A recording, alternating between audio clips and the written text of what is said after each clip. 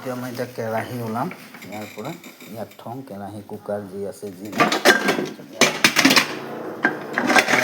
কেৰাহী এটা ওলালোঁ, এইটো কেৰাহীটো বহালোঁ, এইটো কেৰাহী বহালোঁ। তো এতিয়া মই পানীৰ জগটো বিচাৰোঁ, এইটো পানীৰ জগটো পাই গ'লোঁ। এইটো পানী ইয়াত দি দিলোঁ, পানী দি আগতে কিবা কৰি ল'ব লাগে, তো এইটো পানী দি দিলোঁ।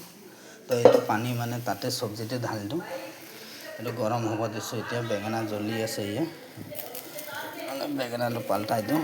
তো হাতটো জ্বলিছে যে সেইটোৰ কাৰণে মানে গৰমত দিবই নোৱাৰোঁ, তথাপিও সহ্য কৰি কাম কৰি আছোঁ।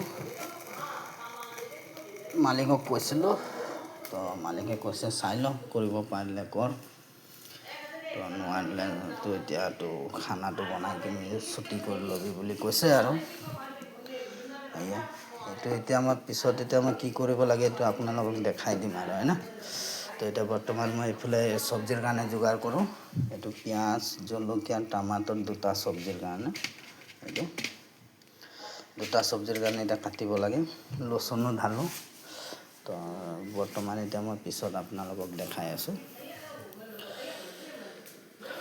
এইটো হৈ যোৱাৰ পিছত মই আপোনালোকক কি মছলা ঢালি চব্জিটো বনাওঁ সেইটো মই আপোনালোকক দেখাম।